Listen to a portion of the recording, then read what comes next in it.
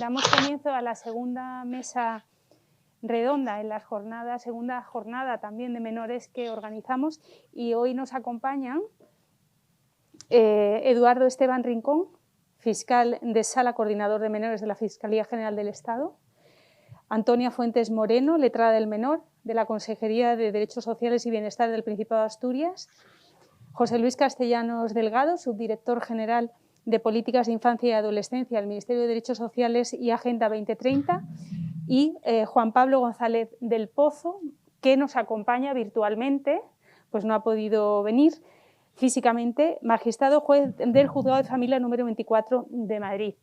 El tema de esta mesa es la coordinación de los agentes implicados en la protección de la infancia y la adolescencia, con especial referencia a las guardas de hecho de menores.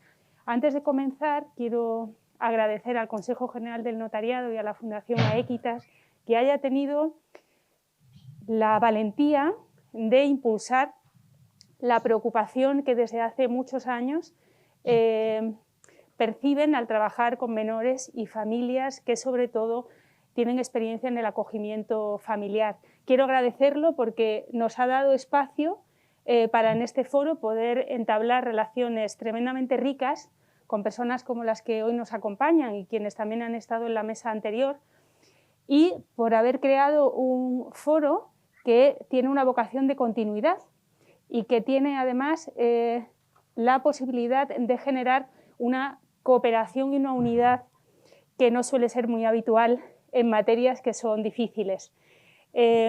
Especialmente yo quiero agradecer que Jorge Prades haya querido darnos parte en todo este debate, porque no habríamos podido tener la experiencia ni acceder a la riqueza que nos ha permitido su invitación.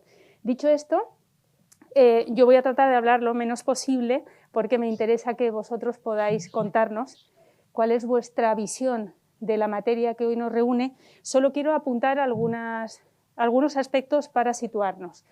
En la mesa anterior, como decía Jorge con anterioridad, ya se nos han dado ciertas pistas que nos ayudan a continuar en la reflexión ahora. Quiero apuntar algunas de ellas. Se ha destacado cómo la familia es un lugar excepcional de protección del menor. En ningún caso la familia y la patria potestad está ya vista como un supuesto de poder de los padres sobre los hijos, sino como un lugar de protección.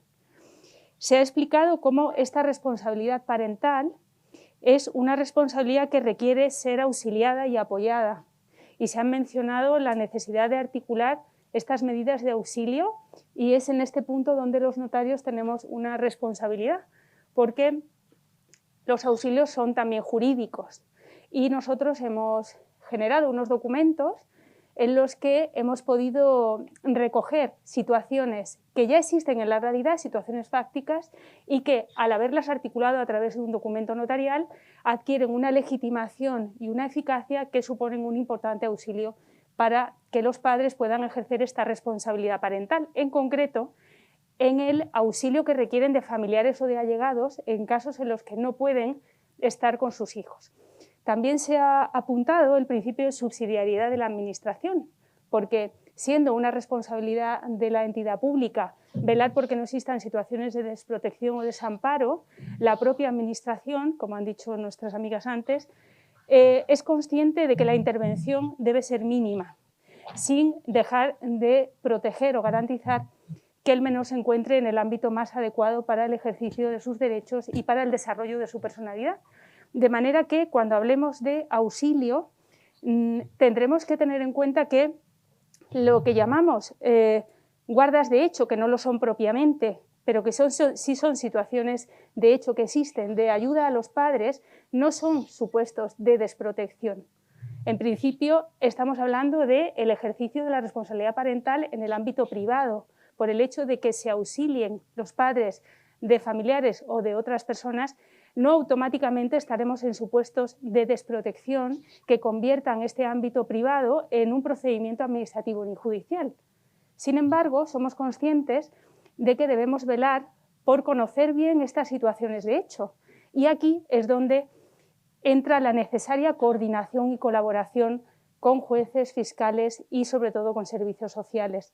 La circular que el Consejo, la circular informativa que el Consejo General del Notariado ha dictado y llamado 7/2020 el 7 de noviembre ha tenido por objetivo hacer expreso en una circular de acceso para no solo todos los notarios, sino también todos los operadores jurídicos con los que nos relacionamos, que existen documentos que pueden ser un auxilio para las funciones de guarda y que en esos documentos los notarios debemos, en primer lugar, identificar muy bien la causa que lleva a los padres a no poder ejercer directamente su función parental y, sin delegarla, poder auxiliarse de terceros sin que se les ponga en riesgo.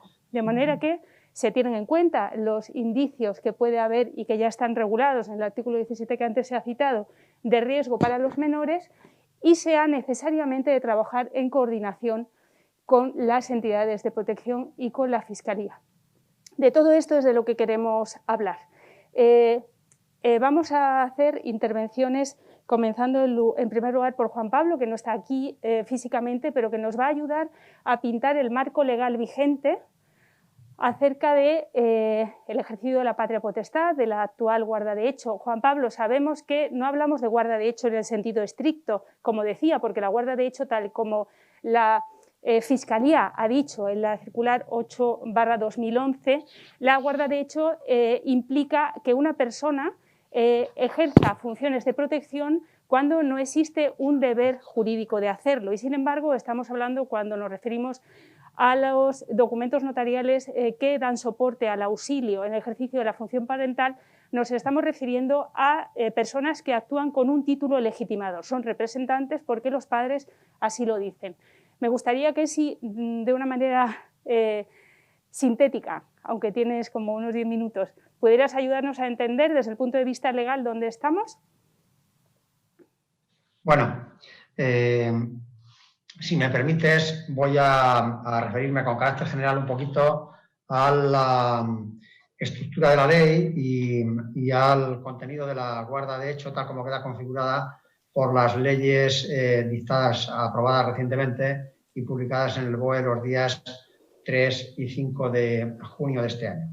Bueno, en primer lugar, antes de nada, quiero dar mi agradecimiento a la Fundación Equites y al Consejo General del Notariado por la amable invitación a participar en esta segunda jornada. Ya tuve la ocasión y el placer de estar en las primeras y, como decía Carmen, es un placer comprobar que se da continuidad a estas jornadas de protección social, económica y jurídica del menor.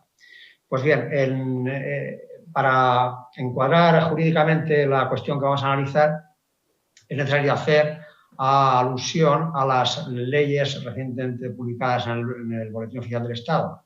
En primer lugar, la Ley Ordinaria 8/2021 de 2 de junio, por la que se reforma la legislación civil y procesal para el apoyo a las personas con discapacidad en el ejercicio de su capacidad jurídica, y, por otra parte, a la Ley Orgánica 8/2021 de 4 de junio, publicada en el Boletín Oficial del día 5 de junio, en la que se regula la protección integral de la infancia y la adolescencia frente a la violencia. Estas dos leyes vienen a completar el sistema jurídico de protección de la infancia, la adolescencia y las personas con discapacidad, y completan el sistema jurídico de protección junto con las leyes de protección que se aprobaron en el mes de julio del año 2015 y que ya están en vigor, aparte de la Ley de Jurisdicción Voluntaria. En la Ley Orgánica 8/2021, la de protección integral de la infancia y la adolescencia frente a la violencia, es claramente perceptible la preocupación del legislador por el problema que da título a estas jornadas, que no es otro que de la coordinación y colaboración entre todos los agentes implicados en la protección de la infancia, la adolescencia y de las personas con discapacidad. Léase entidades públicas que en el respectivo territorio autonómico tienen encomendada la protección de los menores y de las personas mayores con discapacidad, todas las administraciones públicas que intervienen en estas tareas de protección y prevención y todos los recursos sociales disponibles, tanto los de titularidad estatal como los de titularidad autonómica o de las entidades locales. Hasta tal punto es perceptible esa preocupación que en el artículo 7 de la Ley de Protección se crea la Conferencia Sectorial de Infancia y Adolescencia como órgano de cooperación de todas las administraciones públicas en materia de protección y desarrollo de la infancia y la adolescencia. Y además, en el artículo 6 se regula la cooperación y colaboración entre administraciones públicas para lograr una actuación eficaz en materia de prevención, de detección precoz, de protección y reparación frente a la violencia de los niños, niñas y adolescentes. Centrándonos ahora un poco en la configuración, cómo queda configurada la guarda dentro del sistema de protección de menores y personas discapaces, la misma se regula ahora, a diferencia de lo que se hacía en el Código Civil antes de la reforma, todavía en vigor. A diferencia del artículo 304, se regula separadamente la guarda de hecho de menores en el artículo 237 y la guarda de hecho de personas con discapacidad en los artículos 263 a 267 del Código Civil. El artículo 267 regula la guarda de hecho de personas menores y los artículos 263 a 267 regulan la guarda de hecho de personas con discapacidad.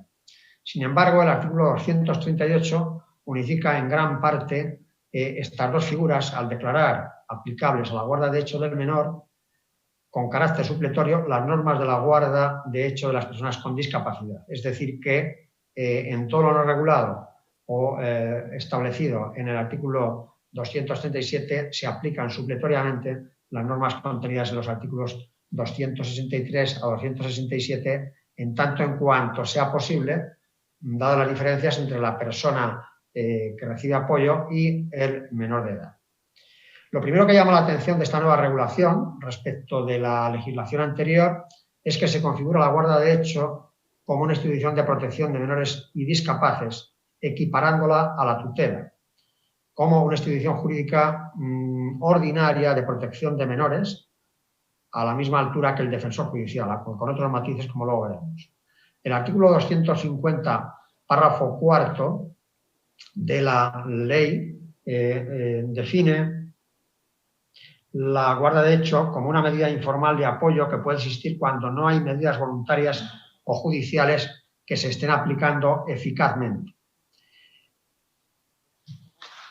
Este precepto, el 250, establece una clasificación o definición de las medidas de apoyo a las personas con discapacidad para el ejercicio de su capacidad jurídica y las clasifica de la siguiente manera. Establece como medidas de apoyo las medidas voluntarias y las medidas judiciales. Las medidas voluntarias son aquellas de las que se autodota o de las que por las que se dispone por la propia persona discapaz, nombrando persona que deba ejercer las funciones de apoyo o complemento de su capacidad cuando sea necesario. Es decir, se da total relevancia a la voluntad de la persona discapaz en orden a determinar qué persona o personas deben ejercer esa función de complemento o de apoyo para el ejercicio de su capacidad, dada la discapacidad existente.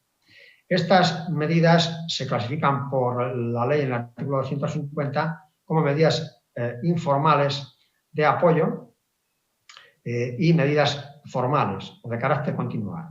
Como medidas formales de apoyo de carácter continuado se establece la curatela, que debe tener un carácter continuado cuando la causa de la discapacidad tenga carácter permanente y estable, y el defensor judicial, que tiene carácter ocasional. Y junto a ellas configura la guarda de hecho como una medida informal de apoyo en defecto de medidas de apoyo voluntarias o judiciales cuando se constate que éstas no están funcionando eficazmente. Me interesa destacar en este punto que, por aplicación de lo dispuesto en el 250, párrafo cuarto, en relación con el 263, se contempla una posibilidad que se da mucho en la realidad, que es la de la coexistencia y compatibilidad de medidas voluntarias y judiciales de apoyo a personas con discapacidad que no se estén aplicando eficazmente con la guarda de hecho. Y curiosamente, y esto es lo relevante y lo importante, da preeminencia a la guarda de hecho al decir: quien viniera ejerciendo adecuadamente la guarda de hecho de una persona con discapacidad continuará en el desempeño de su función, incluso si existen medidas de apoyo de naturaleza voluntaria o judicial, siempre que éstas no se estén aplicando eficazmente. Es decir, traducido eso a las instituciones de la patria potestad y de la tutela o de las medidas judiciales de apoyo a personas con discapacidad, lo que significa es que en todos aquellos supuestos en los que quien ejerza la patria potestad o quien ejerza la curatela no esté desempeñando de forma adecuada sus funciones, o esté, por mejor decirlo, haciendo dejación completa de sus funciones y las mismas sean desempeñadas por un guardador o guardadores de hecho, la ley lo que dice es que continuarán ejerciendo esas funciones los guardadores de hecho que la ejercen eficazmente frente a quien, manteniendo las atribuidas formalmente esas facultades, no las ejerce eficazmente. Por lo demás, y con esto ya acabo porque hay que dejar paso a los restantes ponentes, sin perjuicio de luego matizar alguna cuestión en el debate posterior, hay dos grandes diferencias entre la guarda de hecho de menores y la guarda de hecho de personas con discapacidad. La primera es que en tanto que la guarda de hecho de menores, en la guarda de hecho de menores el juez puede, con carácter cautelar y mientras se mantenga la situación de guarda de hecho y no se constituya una medida definitiva de protección adecuada, puede el juez, digo, si procediere, otorgar facultades tutelares a los guardadores. En tanto que en el caso de la guarda de hecho de personas con discapacidad no está prevista una atribución genérica de esas facultades tutelares a las personas que ejerzan la guarda de hecho, y es preciso solicitar autorización judicial a través de un expediente de jurisdicción voluntaria para realizar actuaciones en representación de la persona con discapacidad, es decir, que solo contempla la ley en relación con las personas necesitadas de apoyo para el ejercicio de su capacidad la atribución puntual de funciones tutelares o de funciones de representación para la realización de actos o negocios jurídicos en nombre y representación de la persona discapaz para casos puntuales, concretos y determinados. Igualmente, dada la diferente naturaleza jurídica entre la tutela y la patria potestad, también establece la ley que será necesario que el guardador de hecho solicite en un expediente de jurisdicción voluntaria autorización judicial para poder prestar el consentimiento en relación con los actos enumerados en el artículo 287. Junto a esa diferencia, otra diferencia fundamental en relación con la guarda de hecho y la guarda de personas necesitadas de apoyo para el ejercicio de su capacidad es que en el caso de los menores el juez podrá constituir un acogimiento temporal en favor de los guardadores, en tanto que en relación con las personas necesitadas de apoyos no cabe ese acogimiento temporal, porque la regla general a partir de ahora es que toda persona tiene capacidad, incluso aquellas personas discapaces, y solo necesitan apoyos a través de las instituciones formales previstas en la ley, tanto las medidas de apoyo voluntario como las medidas de apoyo judicial, para la realización de aquellos actos que expresamente se determinen por el juez que precisan de un complemento o apoyo en el ejercicio de la capacidad. En todos aquellos actos en que la resolución judicial no lo precise, bastará con el consentimiento único de la persona que tiene discapacidad. Porque la regla general ahora es que la persona discapaz tiene capacidad para todos aquellos actos que expresamente la resolución judicial no determine que necesitan un complemento o apoyo para el ejercicio de la capacidad con medidas de apoyo voluntarias o judicialmente previstas. Y yo creo que con esto queda un poco esbozado cuál es la configuración general en la que quedan la guarda de hecho de menores y la guarda de hecho de personas con discapacidad con las nuevas leyes aprobadas recientemente y que entrarán en vigor, una a lo largo de este mes y la otra a los 3 meses de su publicación, es decir, en septiembre del presente año, el día 5. Muchas gracias. Muy bien, Juan Pablo, gracias, porque puede parecer un poco árido de pronto entrar a mencionar artículos y mencionar textos legales, pero para entender bien hasta qué punto es importante la coordinación y la colaboración, donde vamos a ir entrando poco a poco, es importante saber dónde estamos. De modo que Juan Pablo nos ha pintado el panorama legal. Yo voy a dar un pequeño apunte acerca de cómo los notarios entramos en relación con el aspecto legal para pedirle luego a Antonia que nos pinte el supuesto práctico, puesto que ella trabaja como letrada en Asturias, letrada del menor, y tiene conocimiento de los problemas que se suscitan en la realidad y a los que tratamos de dar respuesta tanto por los jueces desde el punto de vista de la normativa vigente como por los notarios en cuanto que tenemos que documentar esas situaciones prácticas, ¿no? Entonces, tenemos experiencia en que existen muchas situaciones de hecho, que ahora tenemos el impulso de esta ley que ha citado Juan Pablo, 8/2021, impulso porque ahora la guarda de hecho aparece expresamente apoyada, refrendando el principio de la autonomía de la voluntad y la prevalencia de las situaciones de hecho.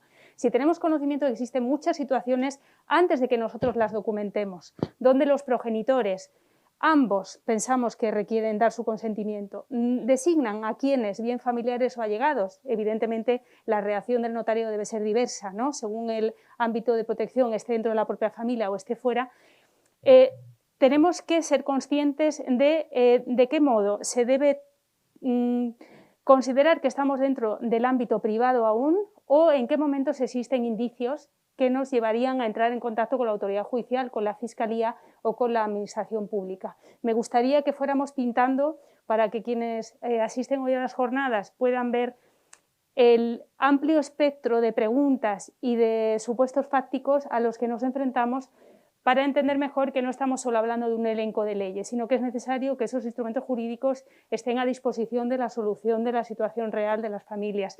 Antonia, después de escuchar a Juan Pablo, tenemos claro, ¿no?, qué regulación tenemos. ¿Tú nos puedes ayudar desde tu experiencia a avanzar un poquito más? Bueno, pues voy a intentarlo. En primer lugar, dar las gracias, desde luego, a Equitas y al Consejo General del Notariado por organizar estas jornadas que son tan interesantes y a las que venimos con tanto gusto. Como primer apunte, me gustaría introducir mi ponencia o mi intervención hablando de que más que proteger a los niños, lo que hay que hacer es proteger sus derechos. Yo creo que en la primera ponencia ya nos han dicho que tenemos que coger la Convención de los Derechos del Niño y hacer un estudio exhaustivo de cuáles son sus derechos y defender los derechos, no defender al niño como una persona vulnerable. Y por hilvanar también un poco la ponencia primera, tendríamos que hacer una reflexión de cómo se han limitado los derechos de los niños en el tiempo de la pandemia. Por coger 3 o 4 ejemplos, el derecho a la protección. Os dais cuenta que en aquellas familias donde ya había un riesgo, hemos encerrado a los niños con sus maltratadores. Los niños han dejado de ser visibles porque se cerraron los colegios, se cerraron los centros de salud y entonces ese derecho a la protección que tenían los niños se ha visto bastante mermado. Bueno, qué decir también del derecho a la educación. Hemos cerrado los colegios. Entonces, esa brecha digital se ha abierto muchísimo más y lo vamos a ver ahora en el futuro cuando empecemos a estudiar las consecuencias. El derecho al juego. El derecho al juego viene reconocido en la Convención. Los niños fueron confinados. ¿Y os acordáis que hubo un discurso que era si las mascotas tenían más derecho a salir que los niños? Bueno, yo me acuerdo Shakira, la cantante, diciendo que los niños y las mascotas tenían derecho a salir a la calle. Para mi juicio, totalmente desacertado. Yo defiendo antes el derecho de un niño. El derecho a la información que tienen los niños. Cristina nos decía que el 17% de la población en Madrid y el 18% de la población en España son niños menores de 18 años. Es un buen porcentaje de población. ¿Se les ha explicado qué era la COVID, los efectos que tenía? Bueno, pues no. Entonces se ha limitado también su derecho a la participación y a la información. Centrándome ya en lo que me pide Carmen, yo creo que voy a hablar de la nueva situación que se nos plantea con la situación de riesgo y cómo los notarios podéis coger este listado de indicadores para ayudaros en el ejercicio de vuestras funciones. El notariado, yo entiendo que es un testigo privilegiado del sistema de protección. por dos razones, porque sois funcionarios públicos y además porque sois una autoridad. Entonces, si vamos al artículo 13 de la Ley Orgánica de Protección Jurídica del Menor, dice que toda autoridad o persona que en razón de su profesión conozca de una situación de riesgo debe comunicarlo a la entidad pública o al Ministerio Fiscal, según los casos. Pues desde esta situación de privilegio, yo creo que es fundamental que cojáis el artículo 17 de la Ley Orgánica de Protección Jurídica del Menor, que ha sido reformado por la Ley Orgánica 821 de 4 de junio contra la violencia infantil. Ahí en la disposición adicional octava nos da un nuevo artículo. Es importante porque recoge un listado tasado de cuáles son los indicadores de desamparo, perdón, de indicadores de riesgo, que me voy al otro lado. Cristina nos contaba en la primera ponencia que el sistema de protección es un sistema gradual. Nunca el sistema de protección entra a saco con la decisión más radical, que es cuando se saca a un menor de su familia. Antes trabajamos otros escalones. En primer lugar, se habla de lo que es la situación de riesgo, donde los servicios sociales, que son los que trabajan a pie de obra con las familias, empiezan a ver una situación de un riesgo leve y empiezan a intervenir. Establecen un programa de intervención social, familiar, educativo, con una serie de objetivos y de plazos. Cuando la familia no colabora, es cuando ya vamos a la resolución administrativa, una resolución que declara el riesgo. Es ya el segundo escalón. Si vemos que la familia sigue sin tener una evolución positiva, que los medios que le pone la administración no se aprovechan o no tienen éxito, entonces ya pasaríamos al último escalón, que como sabéis es la declaración de desamparo. Este sistema gradual, mirad, yo cuando voy muchas veces a juicio, me ofende que los progenitores siempre le dicen al juez: la administración no nos ha ayudado nada. La verdad es que me da ganas de hacer una hoja de cálculo para que su señoría vea todos los recursos que se han puesto con esa familia. Se han puesto recursos de becas de comedor, se les ha puesto centros de día. Por ejemplo, en Asturias tenemos un centro de día que se llama De Sol a Sol. Es decir, los niños salen del cole y se van a un centro donde les dan la merienda, donde les ayudan con las tareas extraescolares y algunas veces les duchan, con lo cual a las 8 de la tarde llegan los padres y se los llevan a casa. Ayudas como el salario social básico, ayudas de emergencia. O sea, cuando me dicen, la administración nunca me ayudó, tendríamos que poner delante del juez el abanico de recursos que tenemos para ayudar a esa familia. Recursos a los que tienen derecho, por supuesto, se los da la ley, pero también tienen obligaciones. Entonces, yo creo que es las dos caras de la moneda. Derecho a los recursos, pero también obligaciones de que tengas cubiertas las necesidades básicas de tus hijos. Bien, entonces ya por centrarme un poco en la ley, os recomiendo que cojáis el artículo 17 y vayáis viendo caso por caso lo que son esos indicadores de riesgo. Mirad, el primero es la falta de atención física o psíquica, que suponga siempre un perjuicio leve para la salud del menor. Aquí también os aconsejo leer el artículo 1 de la ley que regula lo que es la violencia infantil, porque nos está diciendo que es toda acción u omisión que suponga una negligencia en el cuidado de los menores. Bueno, es más largo, esto os lo he resumido. Y la verdad es que esto es muy importante. El notario, cuando ve que tiene que levantar una escritura, un documento notarial, tendría que ver si se han cubierto estas necesidades en la familia, requiriendo para ello pues, el auxilio a los servicios sociales o a la entidad pública. En segundo lugar, otro indicador de riesgo es la falta de seguimiento médico. Los padres tienen obligación de llevar a revisión a sus hijos, de tener al día la cartilla del niño sano. Por lo menos en Asturias es como se llaman las revisiones médicas. Mirad, el otro día vino una familia con una situación de riesgo donde los 5 hijos venían con una salud bucodental pésima. Esos niños no habían ido a revisión de su dentista nunca, con lo cual lo primero que hubo que hacer es llegar a la extracción de las piezas dentales. Eso es un perjuicio para el menor. Niños de 8 años que hay que coger y quitarles los dientes porque no han tenido salud bucodental. Entonces es un indicador de riesgo que en situaciones más graves pues pueden desembocar en el desamparo. Me acuerdo también de otra familia donde había una situación también de riesgo y uno de los niños coge sarna. Es impensable que en el siglo XXI tengamos casos. Pues el niño cogió la sarna. Se le recomendó a la madre que tenía que hacer un seguimiento médico, que tenía que aplicarle una crema. La madre negligente no lo hace y acaban contagiándose los 5 hermanos. Entonces esto es una situación de negligencia. Otro indicador de riesgo es tener un hermano declarado en situación de riesgo o en situación de desamparo.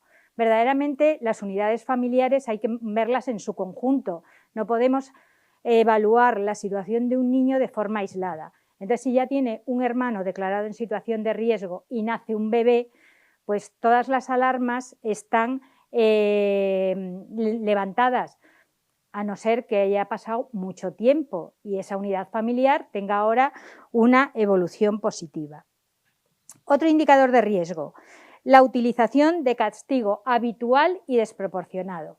Por supuesto, no estamos hablando de castigo físico.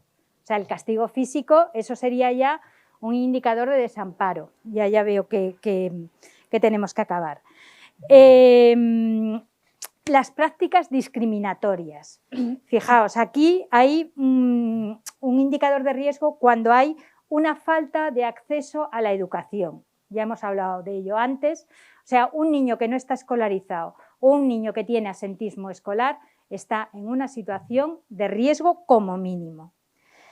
También, por ejemplo, me llama la atención el riesgo de sufrir ablación, mutilación genital o matrimonio infantil. Desgraciadamente, todavía seguimos viendo como niñas con 13, con 14 años están bajo una promesa de matrimonio o un matrimonio, bueno, por la ley gitana, porque yo recibo familias gitanas que me dicen, es que usted no conoce la reta, la reta es la ley gitana. Pero claro, yo lo que conozco es el Código Civil y una niña con 13 años no se puede casar. Y aquí acabo, Carmen, porque es que no da para más. No tiene fin. Te agradezco mucho tu pasión y sí. tanta información que quisieras darnos. Tenemos luego una posibilidad de debatir y iremos profundizando en lo que dices. Antonia nos ha dado algunas pistas cuando nos dice ¿qué pintan los notarios aquí, no? Al decir que somos testigos privilegiados y al advertirnos, ¿no?, de en qué consiste ese ser testigo de la situación. Efectivamente, la circular a la que antes me he referido, la 7/2020, llama la atención expresamente sobre algunas de las cuestiones que ha dicho Antonia. En primer lugar, el notario debe indagar esa causa de la necesidad de auxilio. Eso implica que en ningún caso cabe una actuación notarial rápida. Se requiere una atención al caso concreto. Tendremos que tener en cuenta que cuando hay indicadores de riesgo no podemos autorizar el documento y comunicaremos en todo caso a la entidad pública del Ministerio Fiscal. Cuando se trate de supuestos en los que no es un familiar, cuando, bueno, no quiero entrar en el detalle, me corrijo, ¿vale?, porque me extendería yo demasiado, pero el notario tiene que tener muy en cuenta cuál es la actuación que seguir, que hemos buscado con la circular que sea uniforme por una cuestión de seguridad, pero que no está en contra, no es uniformidad, no está en contra de la atención al caso. Y el notario debe valorar si se trata de un auxilio puntual, en cuyo caso bastará la autorización de un poder concreto, que tendrán que dar los padres a un tercero, o se trata de una situación más estable, en cuyo caso tendremos que hacer esta escritura que hemos llamado de auxilio en el ejercicio de la patria potestad. Me parece interesante que tengamos en cuenta el contenido de esta circular porque ha tratado de responder precisamente a esas preocupaciones que tú has apuntado, como tener en cuenta el interés del menor a través del elenco que has hecho de los derechos del menor, hasta el punto de poder dar entrada al menor en la propia escritura cuando los padres lo soliciten o el notario lo considere, y podernos asistir incluso de informes de la asistencia social. No es un documento que esté cerrado, es un documento que está abierto a recoger exactamente de qué supuesto hablamos. Entonces, Nos encontramos, no obstante, que siendo genérico este interés del menor, ¿no?, y que se proyecta en todos estos textos que has citado, sin embargo existe una diferente manera de entender qué protocolo de actuación hay que seguir según la comunidad autónoma. Encontramos terminología diversa, una dispersión normativa grande, y esto puede dar lugar a una falta de eficiencia de los documentos que hacemos, porque no sabemos a quién comunicar, porque no sabemos si la reacción de la administración pública o del fiscal está en la misma línea. Entonces me interesa también aterrizar esta dispersión normativa, cómo podemos solventarla o al menos intentar superarla. Y en eso creo que Eduardo nos puede ayudar un poco. Buenos días a todos. Encantado de saludarles. Quiero empezar agradeciendo al Consejo de Notariado y a la Fundación Equitas la invitación a poder participar en este acto que personalizo en Jorge y en Carmen como directora de esta mesa redonda.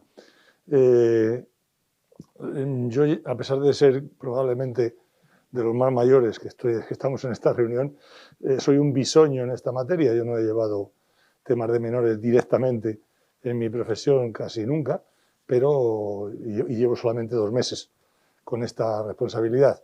Lo que pasa es que asumo la continuidad de los que me precedieron y estaré encantado siempre que sea llamado de participar en estos foros que creo que tienen una función esencial. La posición de los fiscales en esta materia es ciertamente de ventaja, porque en un sentido, porque participamos en todo el ámbito, tanto en el ámbito administrativo como en el ámbito judicial, es decir, estamos en todas las fases de los procedimientos de protección de los menores. Sí que es verdad que no decidimos, sino que estamos en una función de control, de fiscalización, valga la casi redundancia, pero esto nos da una perspectiva global de todo el problema, de todo el sistema, y por lo tanto nos debía dar una visión especial. Y desde esa visión especial es desde la que lo primero que me llama la atención cuando me dice Carmen el título de la ponencia, de la mesa esta que estamos desarrollando, es que me han dado donde me gusta, como dice la gente, porque habla de coordinación entre los distintos intervinientes, y lo que nosotros continuamente ponemos de manifiesto es lo difícil que resulta esa coordinación, por varias razones. Primero, por una variedad normativa. Cada comunidad, como aquí la competencia es básicamente de las comunidades autónomas, sobre todo en materia administrativa, pues resulta que la variedad es absoluta. Hay 17 normas distintas y además, como hay competencias que no son ya de las comunidades autónomas, sino de los propios ayuntamientos, pues resulta que ya la disparidad no tanto de normas como de formas de actuación es enorme. Y esto a nosotros, lo digo y lo demostraré, nos crea un verdadero problema. Y luego además es que ocurre que dentro de cada comunidad autónoma no siempre tenemos claro que se dé esa correspondencia entre los intervinientes. Nosotros tenemos una figura que es la memoria, que se elabora anualmente, donde no sé si saben cómo se realiza, pero vamos, es muy sencillo. La Fiscalía de Menores está presente en todas las provincias de España. En cada provincia, de las 50, hay una Fiscalía de Menores que será mayor o menor según el volumen de la provincia, ¿no? Pero estamos en todas. La memoria que elaboramos anualmente la elaboramos con datos de esas provincias. Y miren, les voy a poner una serie de ejemplos para que vean cómo esa falta de coordinación la echamos de menos, porque se nos crean muchos problemas. Decimos en la memoria, última memoria, la tienen ustedes publicada, solo tienen que meterse en un portal que se llama fiscal.es, ir a la sección de memoria, localizar la memoria de la Fiscalía General de Estado y si quieren la de menores, y entonces ahí lo tienen. Y dice, decimos, por ejemplo, aún así hay que recordar otro año más que persiste la dificultad derivada de la coexistencia de sistemas operativos diversos y no compatibles entre las diversas comunidades autónomas. A fin de paliarlo, se han reanudado los esfuerzos desde la Unidad Especializada de Menores y desde la propia Unidad de Apoyo.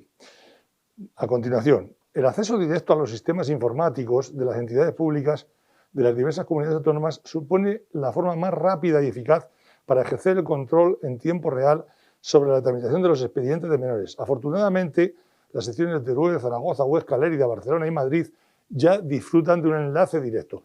¿Qué quiere decir esto? Mire, si nosotros tenemos que solicitar a las comunidades autónomas información de un menor de cada vez que se plantea un problema, significa un oficio, un escrito de nosotros para allá y esperar que de allá para acá obtengamos respuesta. Si nos dan acceso directo a los procedimientos en la comunidad autónoma, no necesitamos preguntar, simplemente vamos y lo vemos. En estos lugares que he citado ya existe ese acceso directo. No existe en otros muchos sitios y nos facilitaría muchísimo las cosas. Aquí la problemática que estamos planteando no es para que nuestro trabajo sea más fácil, sino que para que los derechos de los menores estén mejor satisfechos. Al final voy a plantear, si me da tiempo y si no también, un caso práctico en el que creo que todo esto queda muy claramente de manifiesto. Seguimos con otros ejemplos de la disparidad o de la descoordinación que denunciamos en la memoria.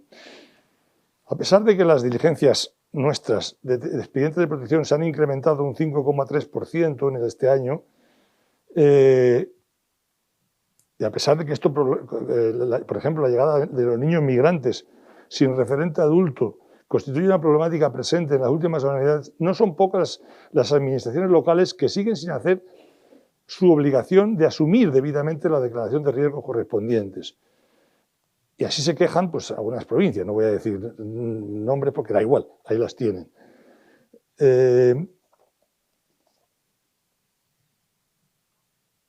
Como les he dicho, en materia de declaraciones de riesgo intervienen también las entidades locales.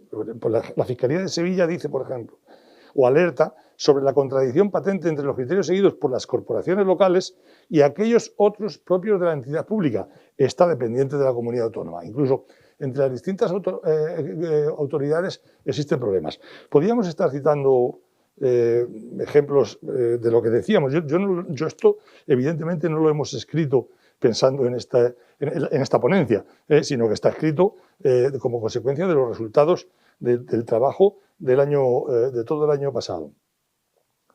Nos quejamos, por ejemplo, a la hora de las declaraciones de desamparo, de que las entidades públicas incurren en dilaciones a la hora de remitir la copia a la Fiscalía de las resoluciones adoptadas.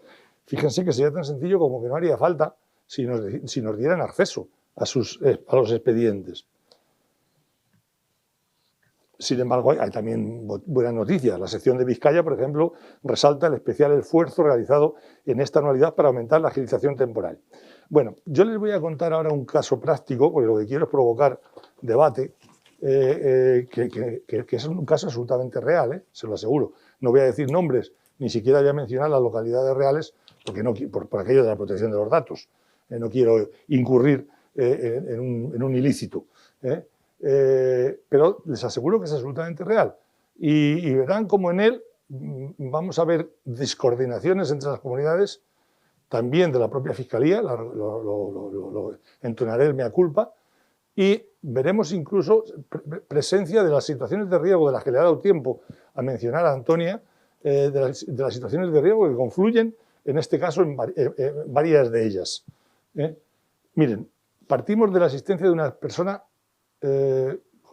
joven, jovencísima, a la fecha de hoy tiene 26 años. Tiene una serie de problemas, incluso de carácter psiquiátrico, no bien diagnosticados, pero tiene problemas de carácter psiquiátrico, de autólisis, de situaciones realmente tristes y graves. Por las razones que sean, en su mente piensa que su independencia, que busca y quiere, está relacionada con ser madre. Es una mujer y está relacionada con ser madre. Incluso de menor de edad ya lo advertía, que quería tener 18 años para tener hijos, para tener un hijo. Porque interpretaba, las razones no sé cuáles son, que eso le provocaría más independencia. Los que somos padres sabemos que tener hijos no te provoca más independencia, sino muy al contrario, más dependencia. Una dependencia sana y buscada, pero ella pensaba así.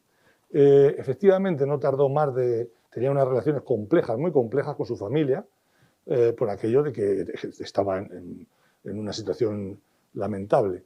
En cuanto cumplió 18 años, se quedó embarazada por primera vez. Ahora tiene 26, ya les he dicho, 25 o 26. Se quedó embarazada. Parió su primer hijo y estaba en una situación entonces personal, de salud, muy deteriorada. Entonces, inmediatamente, o muy poco tiempo después de tener a este hijo, la comunidad, en ese caso era todavía la Comunidad de Madrid, porque vivía aquí, ya he dicho que no lo iba a decir, pero de la localidad la iba a decir así genéricamente, y la colocó en situación de riesgo al bebé y le dio la guarda permanente a la abuela materna, a la madre de la muchacha. La muchacha siguió su vida errática, bastante errática, tuvo un segundo embarazo que fue interrumpido por malformaciones en el feto, tuvo un tercer embarazo todavía muy pronto, debía de tener 20 años o 21, este prosperó, tuvo un segundo hijo. En esta situación de los padres casi no voy a hablar porque ninguno al final hizo cumplimiento de sus funciones. Pero bueno, aquí sí que había un progenitor, era feriante o se dedicaba a la venta ambulante, que en un principio quiso hacerse cargo del crío, pero a los 3 o 4 meses dijo que no podía y lo abandonó. No lo abandonó, primero se quedó un tío del padre con el crío, pero le pasó lo mismo, dijo a los 2 o 3 meses que no. Al final se propuso, volvió a la Comunidad de Madrid, todavía seguía en Madrid, volvió a la Comunidad de Madrid a hacerse cargo o declarar la situación de riesgo de este segundo hijo y se propuso para la guarda a la hermana mayor o sea, a la tía de la criatura, hermana mayor de la chica, de la madre, ¿no? Que tenía una familia estable y se la nombró guarda y tiene la guardia.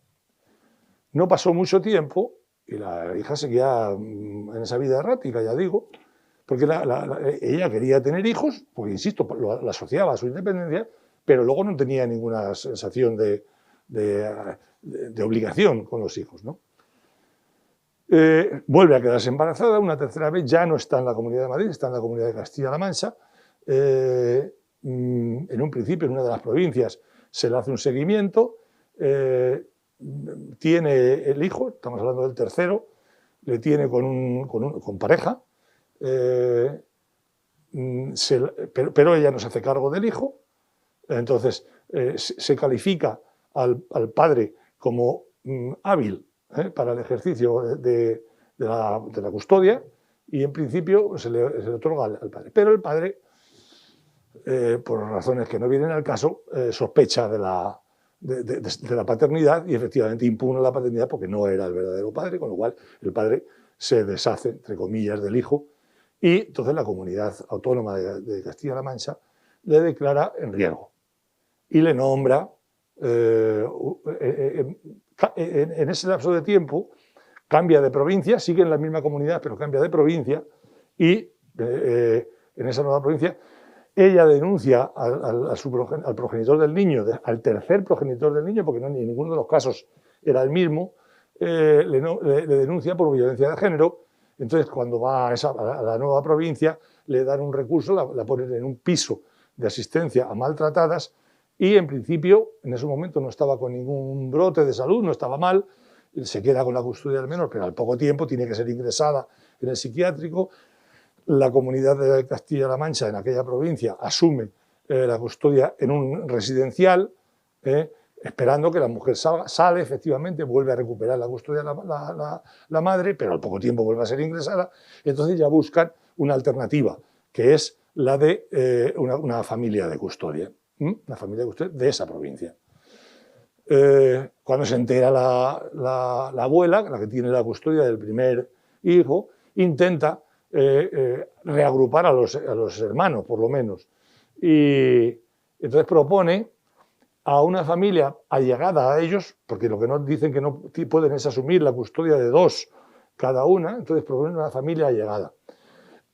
Hasta este momento tengo que decirles que la Fiscalía no se ha enterado de nada. No se ha enterado de nada porque este es uno de los problemas. Entonces, ahí es cuando nos enteramos porque la abuela da la alarma.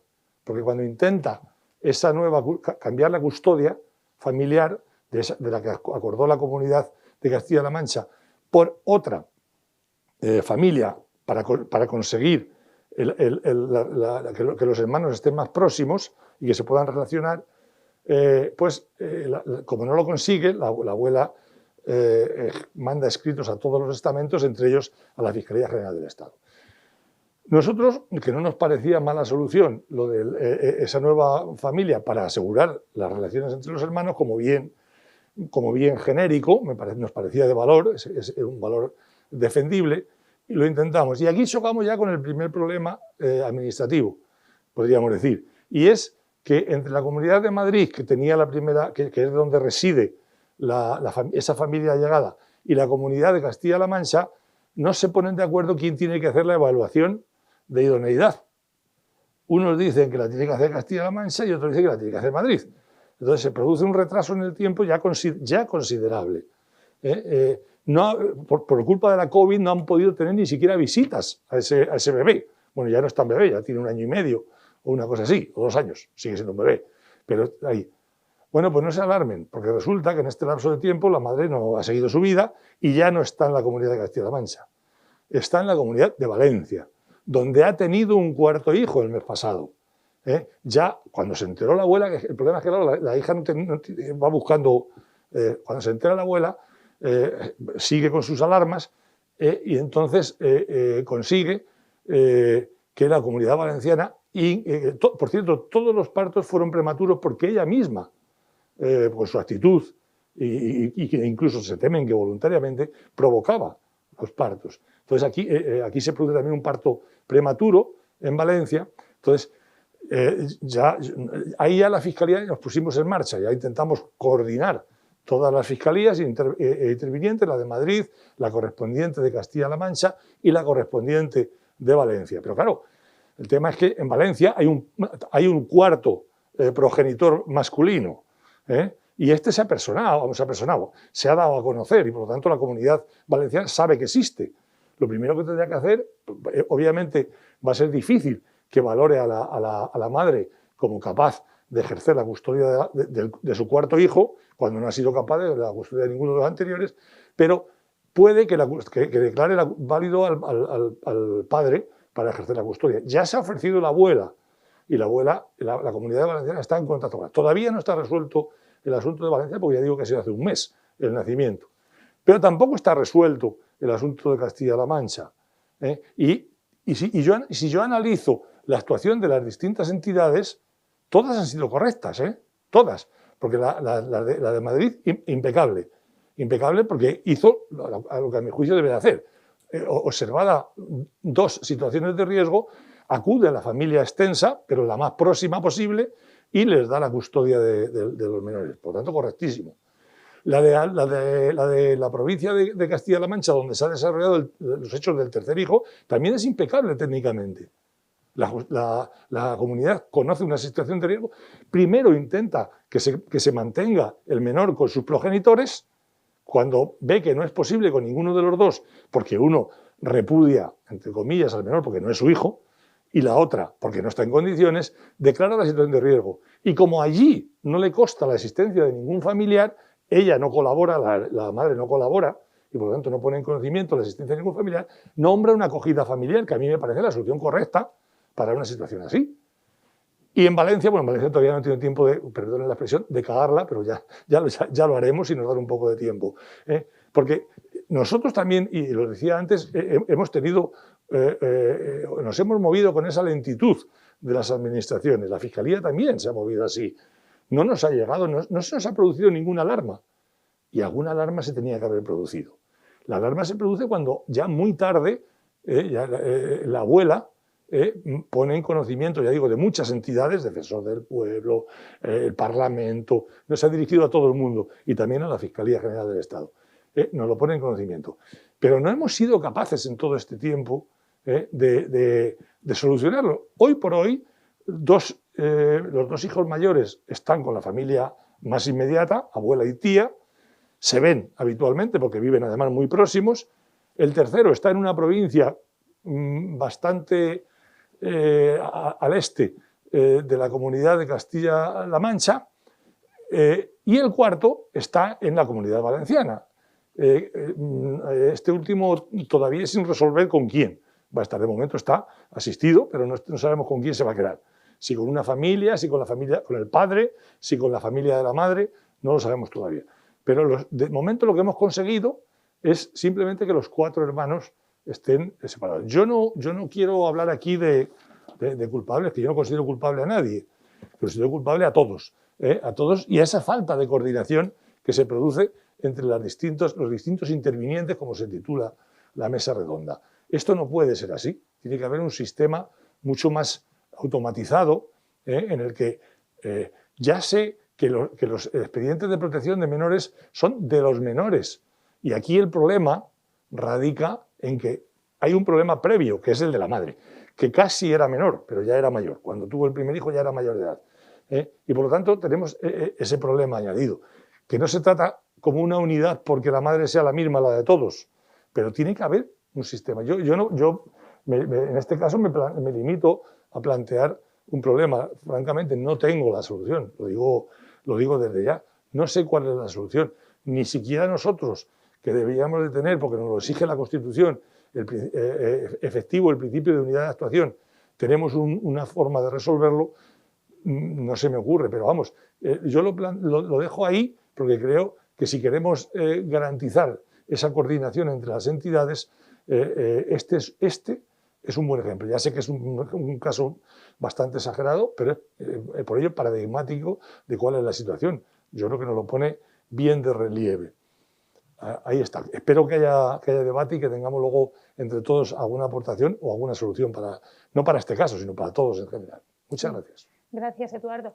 Eduardo nos acaba de tocar el suelo directamente para explotar ya cuál es la razón por la que estamos aquí. Porque claro, cuando nosotros nos ponemos juntos a trabajar hace 2 años en materia de protección jurídica del menor, no estamos hablando de un análisis abstracto legal, estamos hablando de una preocupación de personas concretas, en este caso a Jorge tenemos que citarlo continuamente, que conoce las familias, que tiene experiencia en el acogimiento y que detecta una realidad tan potente y tan necesitada de auxilio que nos pone en marcha a todos para empezar a sumar.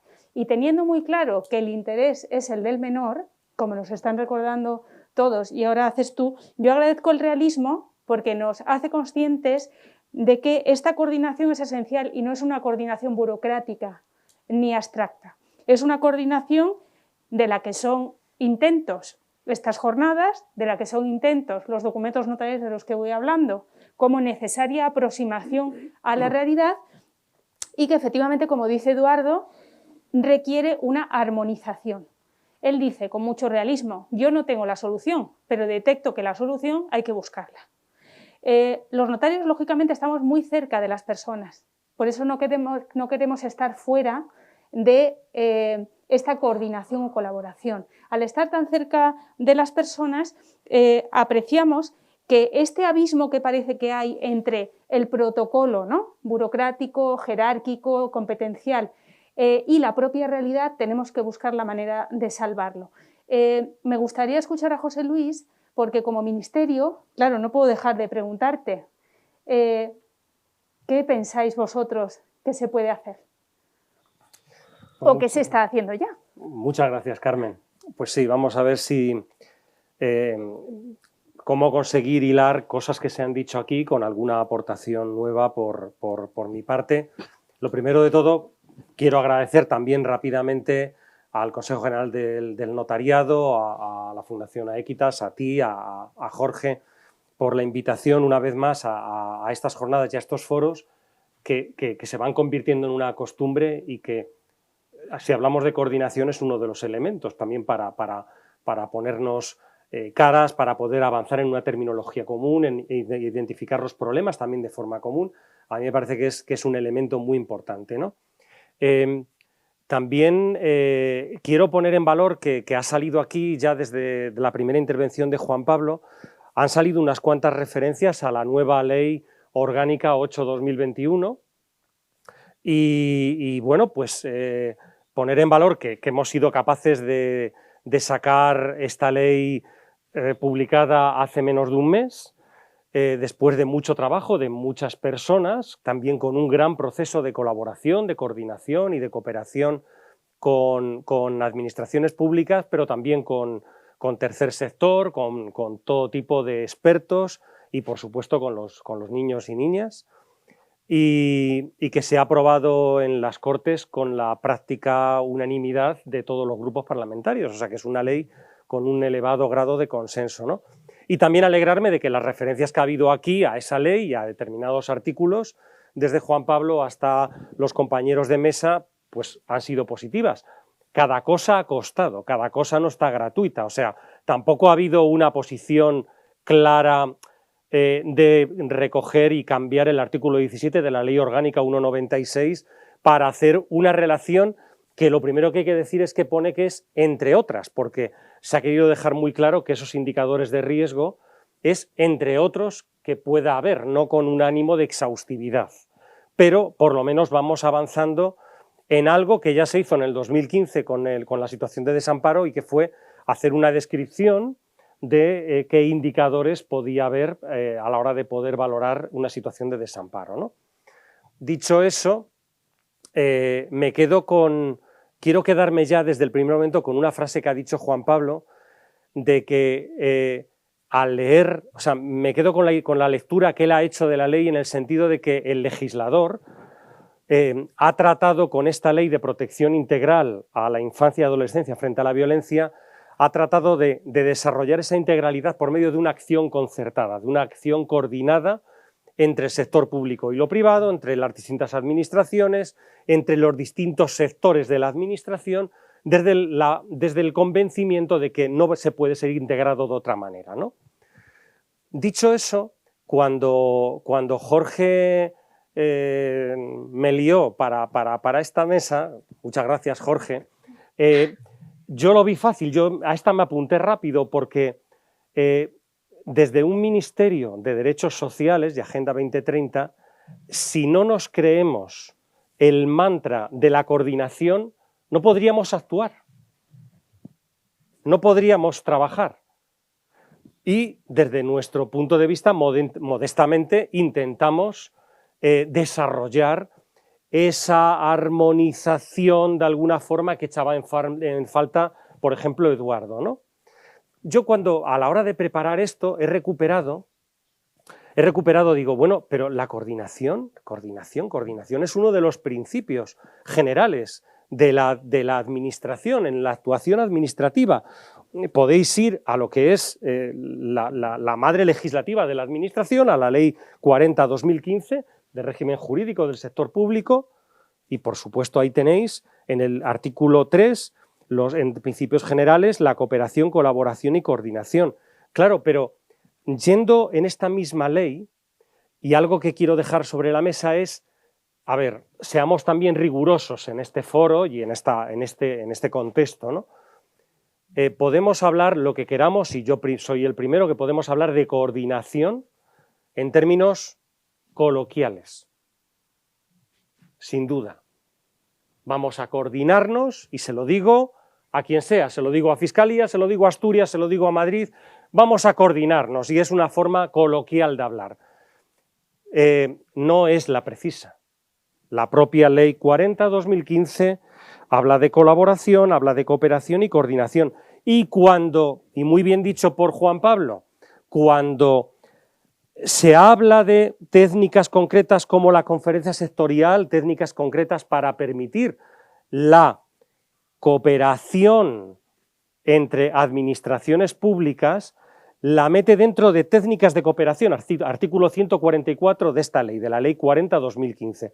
Por lo tanto, el ámbito de trabajo propiamente dicho, terminológicamente dicho, de relación con las comunidades autónomas desde un ministerio, en este caso para los temas de infancia, es el ámbito de la cooperación. Es el ámbito de la cooperación. Bueno, es permitirme simplemente ese matiz un poco de explicación terminológica, porque estamos hablando de la cooperación entre administraciones, pero donde cada comunidad autónoma por la Constitución, en función al desarrollo de sus competencias atribuidas desde la Constitución, tiene competencias en infancia exclusivas. Dicho eso, hay mucho trabajo por hacer. La Ley 196. Ya antes y de alguna forma también con los matices de 2015. La Ley 196 propone constantemente asegurar la coordinación y la colaboración entre administraciones públicas, entidades colaboradoras y servicios competentes, tanto públicos como privados, para garantizar una actuación integral para la prevención, detección, notificación, asistencia, tratamiento de la desprotección contra la infancia, de la violencia, etcétera, etcétera. O sea, este principio está en la Ley 196 desde el origen, ¿no? En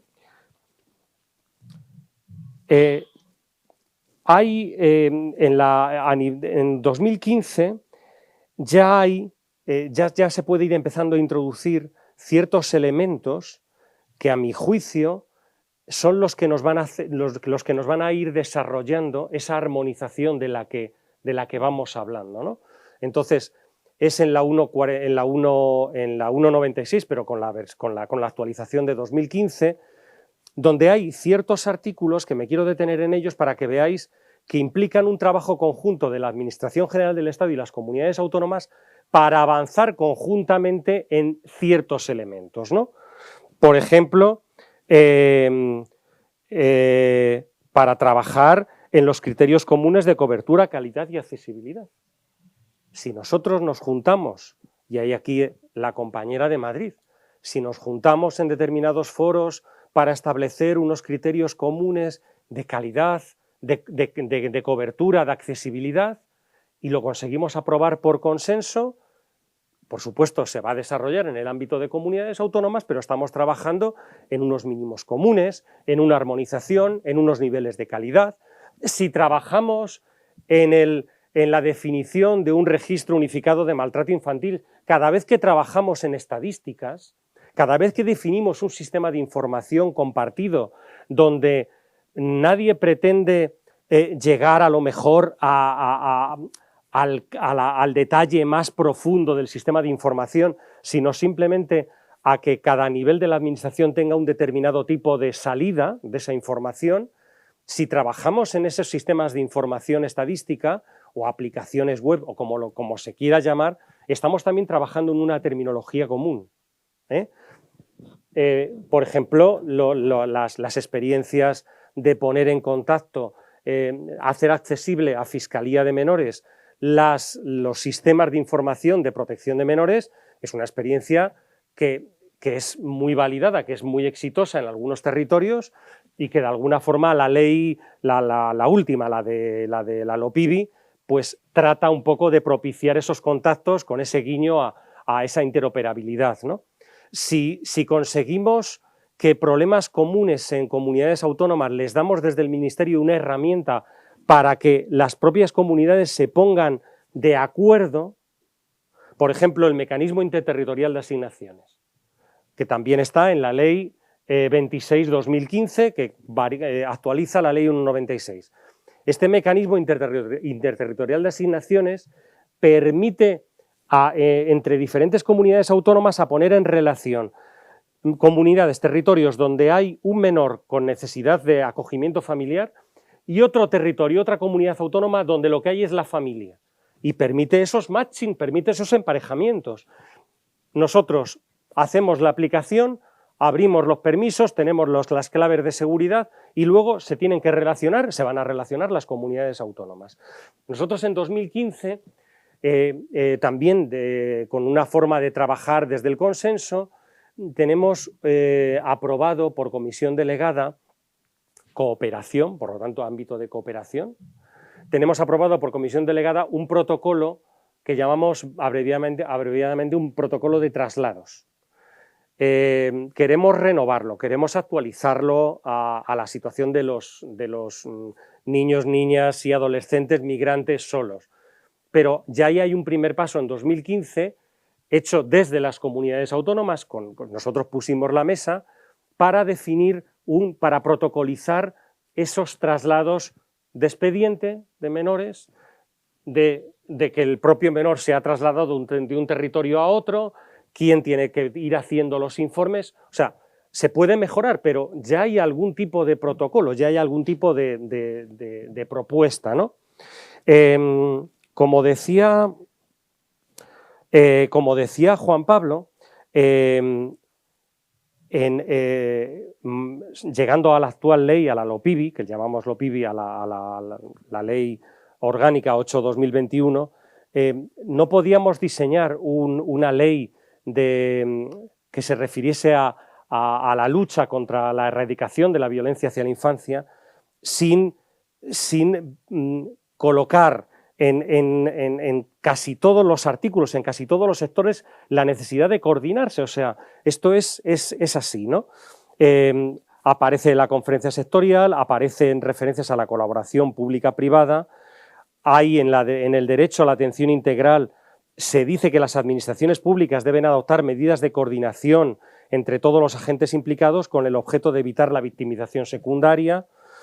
Hay una estrategia que va a obligar a un trabajo conjunto entre distintos ministerios y con comunidades autónomas. Eso ya nos va a hacer trabajar de acuerdo a un marco de planificación estratégica con unos mismos objetivos, con unas prioridades, compartiendo también bueno, pues, qué esfuerzos vamos haciendo cada administración, dónde van quedando huecos, dónde debemos priorizarnos. Ese yo creo que va a ser un ejercicio importante. Hay también referencias dentro de distintos sectores, como por ejemplo el educativo y el de deportes, a la figura del coordinador de bienestar y protección, o sea, incluso también dentro de esos ámbitos sectoriales. Hay un artículo que es el 41, que es el que ha provocado cierta polémica a nivel de medios y que a lo mejor no se entendió demasiado bien, pero que justamente lo que busca es que en determinadas situaciones en que pueda estar en riesgo la integridad de una persona menor de edad, el trabajador de los servicios sociales de atención primaria pueda coordinarse, pero como figura, como agente de la autoridad, con aquellos servicios públicos que él necesite para poder atender a este menor, con fuerzas y cuerpos de seguridad del Estado, con sistema sanitario, etcétera, etcétera, ¿no? O sea que esa era también la idea, ¿no? El artículo 54, por ejemplo, también me he querido detener en él, porque habla de la coordinación para la intervención ante casos de explotación sexual y trata de personas menores de edad sujetas a medidas de protección. En general, se ha tratado de poner en la ley, y además en una ley de carácter orgánico, ciertas cosas, ciertas buenas prácticas, que ya hay algunas experiencias en España, efectivamente, no es que no haya ninguna, ni mucho menos, pero subirlas de renglón, subirlas de rango y convertirlas ya en parte del enunciado de la ley, ¿no? Entonces, esas referencias, por ejemplo, a los protocolos de prevención de la violencia hacia la infancia, también en los centros de protección, y qué relación tienen que tener en su territorio con las fuerzas y cuerpos de seguridad del Estado, con Fiscalía, o sea, protocolizar todo esto también va a ser importante. Ya os digo que no es que no sepamos dónde mirar, pero vamos a subirle de rango y vamos a trabajar en estos protocolos, por supuesto, con las administraciones que tienen estos centros, que son las comunidades autónomas, ¿no? Yo quiero insistir en una cosa que he dicho, y es que cuando se habla de cómo la coordinación es un mantra que todos seguro que nos creemos y podemos compartir, pero cuando se trata de operativizarlo, de bajarlo a la realidad, los instrumentos que tenemos son los que son avanzar en este tipo de jornadas, en este tipo de estructuras de sensibilización, formación, donde profesionales de distintos sectores compartimos una realidad y compartimos un lenguaje. Estadísticas, en la medida en que ese conocimiento de la realidad pueda circular de entidades públicas a Fiscalía, el Ministerio, cada uno con todo el respeto a la protección de datos, con todos los requisitos de seguridad, pero cada uno sacando lo que necesite en la medida en que seamos capaces de esa interoperabilidad, esto va a ser vamos a ir compartiendo cosas, ¿no? Protocolos, pues efectivamente hay que protocolizar la actuación, por lo menos con unos mínimos, y si podemos conseguir que esos protocolos sean de carácter nacional, pues yo creo que es una garantía para todos, ¿no? Entonces, ¿faltan protocolos por hacer? Faltan.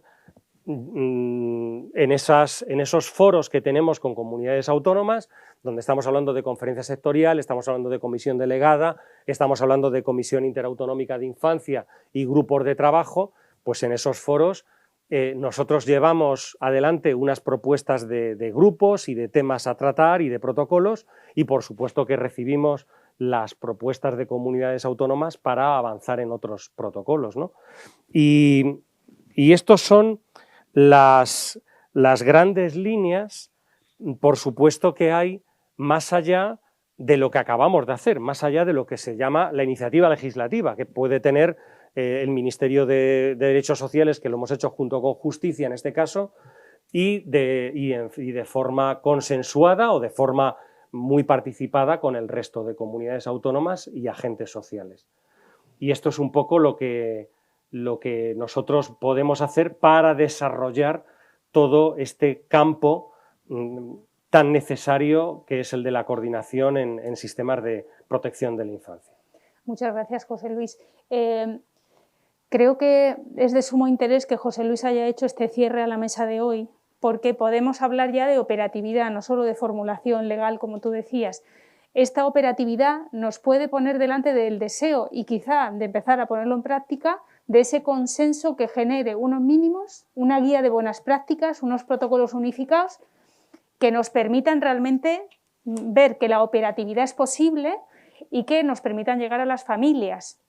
Me gustaría, yo no voy a añadir nada más, que pudiéramos hablar de todo esto porque creo que hemos tenido la suerte hoy de escuchar a personas muy solventes y que nos podrían ayudar a avanzar en las preguntas o dudas que tengáis. Así que bueno, comenzamos el coloquio, si alguien quisiera empezar. Sí. A mí, Carmen, me gustaría hacer una alusión que creo que es importante para el notariado en relación con el debate que estamos manteniendo, si me permites. Sí, claro que sí, Juan Pablo. Bueno, pues yo creo que, aunque es verdad que se sale un poco del tema objeto de la jornada, en el que se incide más sobre las medidas de protección del menor y no sobre las medidas de protección de las personas discapacitadas, yo creo que sí que la ley ordinaria 821 tiene una extraordinaria importancia para los notarios porque les confiere unas funciones absolutamente novedosas que van a ser no digo de difícil ejercicio, pero sí de delicada aplicación en la práctica. Me refiero a la intervención notarial en la configuración de las medidas de apoyo voluntarias para las personas con discapacidad. Establece el 255 que cualquier persona mayor de edad o menor emancipada en previsión o apreciación de las circunstancias que puedan dificultar el ejercicio de su capacidad jurídica en igualdad de condiciones con los demás podrá prever o acordar en escritura pública medidas de apoyo relativas a su persona o bienes. Y a continuación, el 256 y 257 y 58 se refieren a los poderes y mandatos preventivos. Cabe decir que de la regulación de estos preceptos se desprende que podemos encontrarnos con personas mayores de edad o emancipadas que comparecen ante el notario para otorgar escritura pública en la que deciden las medidas de apoyo que necesitan porque son conscientes de que tienen una minusvalía o una discapacidad y por tanto precisan medidas de apoyo, y el otorgamiento de esos poderes tiene una extraordinaria importancia porque la propia ley prevé que puedan coexistir esos poderes junto con las medidas judiciales de apoyo. Y no solo eso, sino que conforme al 259 dice que cuando el poder, uno de los poderes notariales, en los que se otorgan medidas de apoyo, facultades para medidas de apoyo, contenga cláusulas de subsistencia para el caso de que el poderdante precise apoyo en el ejercicio de su capacidad, en el caso de que el poder solo comprenda un determinado supuesto, y no todos los negocios del poderdante, el apoderado quedará sujeto a las reglas aplicables a la curatela en lo no previsto en el poder, salvo que el poderdante haya determinado otra cosa. A mí estos poderes me plantean muchísimos problemas. Primero, si no ha habido un expediente judicial de provisión de medidas de apoyo y una persona mayor de edad necesitada de apoyo comparece ante el notario para otorgar estos poderes, ahí el notario va a tener una función fundamental en valorar o evaluar la capacidad de la persona que comparece ante él para otorgar ese poder. O dicho de otra manera, que su voluntad no ha sido manipulada o captada por un tercero. Luego ahí el notario va a tener una importancia fundamental.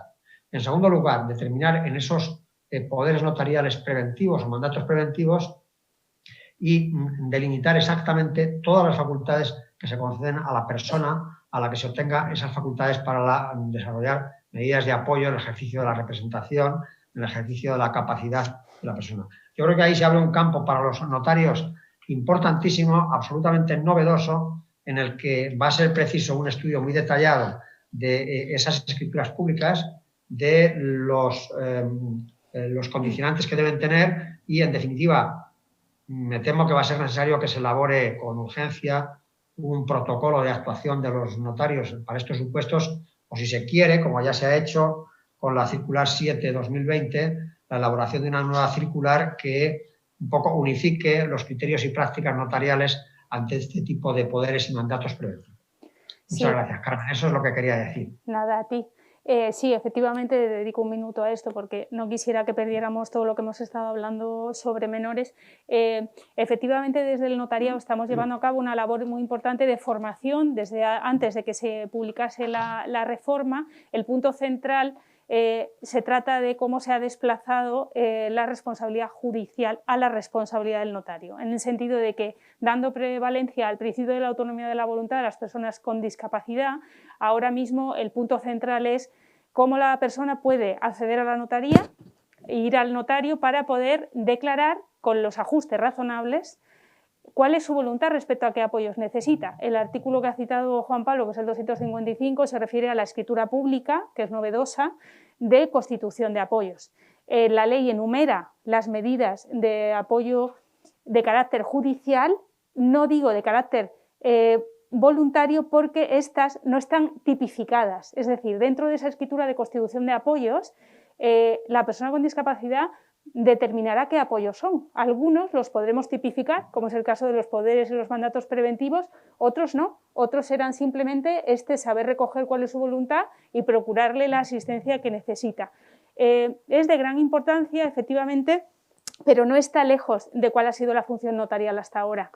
Vamos a poder recoger formalmente lo que venimos haciendo de forma verbal. Cuando ahora viene una persona a la notaría, antes de que entre en vigor esta ley, nosotros tenemos que apreciar su capacidad, lo venimos haciendo. La novedad grandísima es que cuando detectábamos hasta ahora una discapacidad, el único recurso que teníamos era ir a la vía judicial para que esta persona fuera incapacitada, encontrándonos con la desproporción de que una persona que necesitaba ejercer su capacidad jurídica para un acto concreto se encontraba incapacitada para siempre. Ahora no, ahora cuando apreciemos esa capacidad, el recurso único no es atender a la vía judicial, sino que será procurarle a través de ajustes, y estos ajustes tienen en el mundo social una numeración amplísima, que pueden ser tanto desde el punto de vista técnico, pensemos en personas que necesitan ayuda para hablar o que necesitan ayuda para ser escuchados, pero también desde el punto de vista humano, porque se regula la figura del facilitador que existe en la Ley de Enjuiciamiento Civil. Entonces, a través de ajustes razonables podremos dar el espacio a la persona para que pueda manifestar su voluntad, atendiendo siempre a deseos y preferencias, que es una expresión reiteradísima en la ley y que no es más que la concreción de la Convención de Nueva York, que veníamos buscando la aplicación interna desde hace tantos años. De manera que, Juan Pablo, es cierto, nosotros tenemos una responsabilidad muy grande, pero también diré que no está lejos de lo que veníamos ejerciendo. Solamente en defecto de esta voluntad, es decir, si después de todos los esfuerzos que hayamos podido realizar no podemos conocer la voluntad, deseos y preferencias de la persona, es cuando habrá que ir a la vía judicial. Pero esto ya tiene carácter subsidiario. Enlazando con lo que estábamos hablando, y como al principio también decía Juan Pablo, el principio de la autonomía de la voluntad cobra un mayor valor porque se consagra formalmente en este ámbito, cuando hasta ahora solamente lo estábamos usando por una interpretación analógica. En materia de menores y de familias, desde el inicio de las jornadas de hoy, ya se ha apuntado por parte de Almudena que la familia es el lugar en el que la persona se desarrolla, de modo que si en la familia las cosas no están bien, el menor no va a estar bien. Quiero decir porque como ha dicho Eduardo al inicio, ¿no? Había en el caso que has puesto de ejemplo una madre que no estaba bien, el niño necesitaba una medida de protección.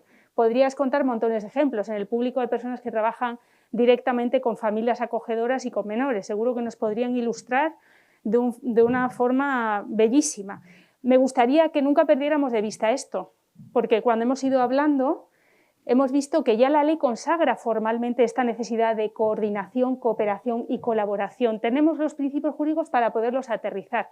Me gustaría que en el ratito que nos queda pudiéramos efectivamente ver si esta operatividad la podemos empezar a poner en práctica ya. Tú has hecho, creo, has lanzado algo precioso que es la posibilidad del consenso entre la Administración del Estado y las comunidades autónomas para desarrollar, has puesto ejemplos concretos, protocolos de actuación que incluso permitieran a la Fiscalía acceder a la información y que no fuera la diversidad que existe en España entre las comunidades autónomas o la movilidad de las personas fuera un obstáculo. Sobre esto y otras cuestiones, si tenéis alguna pregunta o vosotros mismos queréis añadir algo. Sí. Dado con la solución al coordinador para el sistema de protección del menor, cambiar el nombre de coordinación por defensor. La defensa. Cambiáis solamente a ver, ¿me tengo que dar algún botón? Creo que ya se oye. Nada, el no se oye. Coordinador, pues ya lo tenéis. Ombuds, defensor. Luego cambiamos los términos a lo que sea, o defensoría, bueno, pero defensor del menor general de todo el Estado y 17 defensores de las comunidades. Esta figura del coordinador, es decir, defensor del menor, tiene sus enlaces también de apoyo importantes. Primero, desde luego, resolver aquí en España, pero tiene sus enlaces con la ONU, directamente al Comité de Seguimiento sobre los Derechos del Niño, que está en Ginebra, y además la Red Europea de Defensores del Menor, ENOC. Ahí hay un anclaje fenomenal para poder desarrollar todo lo que habéis estado hablando. Nada más, ya estructurado, os doy, si queréis, en algún momento, información y documentación amplísima que tengo a este respecto, y habéis dado el clavo. Esa coordinación, Defensoría del Menor General y 17 autonómicos, más la Red Europea ENOC, más el Comité de Seguimiento sobre Derechos del Niño, que está supervisando, y del año 18, cuando el Comité sobre los Derechos del Niño de la ONU supervisa el cumplimiento, el nivel de cumplimiento de los estados firmantes y ratificantes de la Convención sobre los Derechos del Niño de la ONU, pues todos los estados, independiente de los gobiernos que haya, pasan un examen del Comité sobre los Derechos del Niño. En el 18 hay un examen, una respuesta del Comité a las actuaciones de España sobre ese cumplimiento. Bueno, pues también la figura de defensoría o coordinador, como le queráis llamar luego, también puede analizar todo lo que se ha venido haciendo y lo que se puede hacer a partir de esta figura con todos esos anclajes que tiene alrededor. Y desde luego que no ha pasado el examen España en ningún momento de los periodos que ha tenido que ir contestando a unos cuestionarios muy potentes del Comité sobre Derechos del Niño, muy potentes, hay una documentación muy espesa al respecto. Y también está el Parlamento Europeo, que también pide que se restablezca en Madrid la figura del defensor del menor, que fue anulado. Pero claro, además de Madrid está todo el Estado y las otras comunidades autónomas. Pero la ONU está en esto, en el foco de cómo tiene la Defensoría sobre los Derechos de las personas menores de edad en España, como todos los demás países. Unos sacarán mejor nota, otros menos. Pero ahí está. Muy bien, gracias. Y podríais, con todo lo que habéis dicho, claro. Gracias por la... Una figura legal, el defensor del menor es la figura de alto comisionado independiente. es independiente y es una figura legal. Claramente, si el ámbito internacional puede sumar para aprender formas de actuación, pues ahí está. María, creo que tienes alguna pregunta. Pues respecto del caso este, ¿no? O sea, en esta ponencia que estamos hablando de coordinación y luego en esta jornada que se habla de prevención, yo veo ahí un caso que nos puede llevar a una reflexión importante, ¿no? O sea, esa niña, usted ha puesto de manifiesto que ya antes de cumplir los 18 ya tenía una clara sintomatología de que algo no iba bien. Ahí hay muchas veces una falta de coordinación entre servicios sociales y sanidad que tiene consecuencias luego graves, porque casi tuvo su primer niño cuando era una niña, cuando todavía a lo mejor se podía haber intervenido con ella de otra manera. También se ha puesto manifiesto que ella tiene ese anhelo. Cuando tenga 45 años va a tener 14, porque ese anhelo, si le siguen quitando los niños, va a seguir y va a ir cambiando de comunidades autónomas y repartiendo niños por todo el territorio nacional. Entonces a lo mejor hay que pararse y mirar a la persona y atender, porque ahora hay muchas asociaciones además que atienden a madres con niños, y a lo mejor en cuanto se le deje un niño cerca y ella y el niño convenientemente atendidos, pues a lo mejor se soluciona el problema y se dejan de invertir tantos recursos. Lo planteo como duda, no es que yo tenga la solución, ni muchísimo menos, vamos, no me atrevería, pero sí lo planteo como duda. O sea, detrás de todos los protocolos estamos personas que a veces tenemos que pensar más en la persona, o sea, pararnos un poquito a decir, a ver, ¿qué está pasando aquí?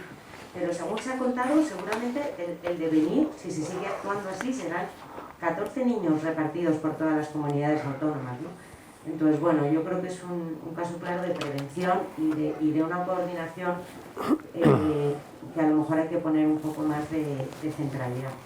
Y luego, con respecto al sistema este informático, ¿no? de control de los expedientes, ya nos lo decía su antecesor, Javier Huete, que ya se había implantado en algunas comunidades autónomas, pero también nos decía que los fiscales, había tan pocos fiscales de menores que no llegaban a hacer ese trabajo de control de los expedientes. Y eso a nosotros nos consta porque hay niños que desde hace a lo mejor 8 años siguen con una medida de protección residencial, que no se ha cambiado la medida, que no se les han hecho propuestas de acogimiento familiar, cuando la ley expresamente dice que el acogimiento residencial es una medida de último recurso y que la administración tiene que justificar por qué un niño no sale con una familia. Y consideramos que Fiscalía no está haciendo su papel realmente, ¿no? Por los motivos que sean. Entonces, bueno, yo creo que es una reflexión también importante, porque al final, como siempre, los niños no tienen voz y se vuelven invisibles y o los demás tomamos conciencia de por qué están pasando estas cosas y de verdad intentamos solucionarlo, o va a seguir así, por los siglos de los siglos, ¿no? Por alusiones. Sí, claro. Pues por alusiones. La primera parte de tu intervención, me permito tutearte y te ruego que me tutees en el futuro. Yo he puesto ese ejemplo, lo he dicho antes, como un paradigma. El problema que tiene cualquiera de estas actitudes es que cuando cogemos un hecho real y lo sintetizamos, estamos tratándolo como un supuesto de laboratorio. Es decir, estamos prescindiendo de todo lo que es real. La realidad es que no era fácil atender a esa chica. No se dejaba. Al principio a la madre seguramente le pareció una adolescente traviesa o una adolescente difícil. Hasta que captó la madre que realmente lo que tenía era un problema psiquiátrico, pasó tiempo. Y ha dicho que no estaba bien diagnosticada porque tampoco ha puesto ella ninguna facilidad para ser diagnosticada, porque estaba siempre en la calle, básicamente en la calle, de un lado para otro.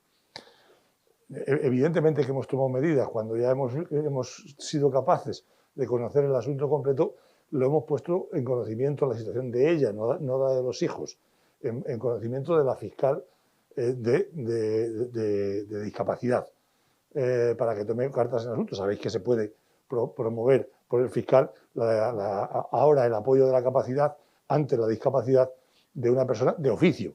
Por lo tanto, si es necesario, pues provocaremos esa determinación de su capacidad y su limitación con el apoyo pertinente. E intentaremos evitar, efectivamente, que, como dice un verso de una canción vaya poblando de hijos la tierra, ¿no? Que es lo que parece que es su vocación natural. Respecto a la segunda parte de lo que decías, ya he dicho que yo entonaba el mea culpa. Yo no voy a decir que todo se arregle porque a los fiscales nos dejen entrar en los programas, si luego no entramos, evidentemente. Esto no puede ser más sencillo. Ahora también digo una cosa, para justificar estas ocurrencias. Seguro que ocurre, esa falta de atención de los fiscales al caso concreto. Mientras los fiscales de Canarias tengan 2.600 menores no acompañados, extranjeros no acompañados en los centros de Canarias, mientras los fiscales de Ceuta tengan ahora mismo más de 1.000 menores extranjeros no acompañados, por lo menos esas dos fiscalías difícilmente van a tener tiempo de atender a otras circunstancias. Porque claro, nosotros tenemos unos recursos, sobre todo humanos, limitados, y vamos a establecer siempre un orden de prioridades. Cuando yo hablo estos días con el fiscal de Ceuta, le digo continuamente lo importante es lo importante. Y lo importante es que tienes ahí a 1.000, probablemente más de 1.000 chavales que no sabemos ni siquiera en la mayoría de los casos si son mayores o menores de edad todavía. Pero es que en Canarias hacía meses que están con esa pendencia de 2.600 asuntos, o sea, es decir, menores en centros. ¿Qué quiero decir con esto? Que llegamos hasta donde llegamos. Yo creo que no es una disculpa, no lo quiero utilizar como una disculpa, yo creo que es posible llegar más allá. Desde luego, en mi mente está entre lo que es mi función, que es la función de coordinar a todos los fiscales de España, de menores, e intentaré, desde luego, que esto se produzca. Desde luego, podré hacer más fuerza si gozamos de los medios suficientes para poder tener acceso a los mecanismos de protección de las comunidades autónomas. No tengo ninguna duda. Luego, si no lo hacemos, reprochárnoslo, pero primero dándonos los instrumentos. De todas formas, insisto, yo no disculpo la actuación de la Fiscalía, creo que es mejorable. Yo me gustaría apuntar una cosa, siguiendo al hilo de la pregunta de María. En Asturias somos muy pocos, somos 1 millón de habitantes. Y ahí, por ejemplo, tengo al fiscal de menores controlando continuamente los centros y sacando un decreto cada 3 meses, como haya un menor de 3 años en un centro, me manda un decreto diciendo explíqueme por qué no está este niño en un acogimiento familiar, por qué no se le ha dado una medida estable. Entonces, ese decreto nos está empujando continuamente a revisar los expedientes de menores. Claro, yo esto, por ejemplo, se lo cuento a Cristina y ella debe tener multiplicados por 10. Pero sí que es verdad que en comunidades autónomas pequeñas la línea directa con la Fiscalía hace que trabajemos mucho más coordinados. Yo lo que quiero es que, y lo he dicho desde el principio, me parece, no sé si ha sido en público o en privado, pero lo diré ahora en público, es que estas cosas no dependan del voluntarismo. Ole por Asturias, y desde aquí felicito a mi compañero de Asturias, porque tienen esa facilidad para relacionarse, pero no tiene que depender del voluntarismo de las personas. Tiene que estar establecido un sistema que no dependa de la voluntad de las personas, sino que obligatoriamente nos dirija ahí, para que esas relaciones existan. Está muy bien si al final todos esos protocolos, todos esos convenios, todo eso al final lo aplican personas y se aplicará mejor o peor. Yo lo que reclamo es el uso de la tecnología más moderna, es decir, ¿por qué tenemos que seguir tanta burocracia? A mí me pone de los nervios que todo lo tengamos que hacer todavía, o mucho lo tengamos que hacer todavía en papel, mandarnos oficios. Pero hombre, hay una llamada telefónica. ¿Por qué en este caso? Voy a volver otra vez al caso práctico. ¿Por qué en este caso, cuando por primera vez le comunican a la Comunidad Autónoma de Castilla-La Mancha que esto es la tercera manifestación de un problema, ¿por qué no se ponen inmediatamente en contacto telefónico, que es el más rápido de todos, con la Comunidad de Madrid y entre los dos buscan una solución? Que no era tan difícil, Eso es lo que yo reclamo, porque yo creo que los medios los hay, o sea, hay muchos medios, lo que pasa es que no los utilizamos. No los utilizamos porque nos preocupa, lo voy a decir, Nos preocupa más a cada comunidad autónoma solucionar su caso correctamente, y ya he dicho que en ese caso, todas las comunidades autónomas actuaron correctamente, pero actuaron correctamente individualizadamente con cada uno de los niños. Y sí sabían, a partir de un momento, sí sabían que existían otros supuestos. Es decir, faltó el último empuje. Es decir, hicieron muy bien en Castilla-La Mancha y lo están haciendo seguramente muy bien en Valencia, porque tienen que asegurarse de cuál es la mejor solución para ese niño.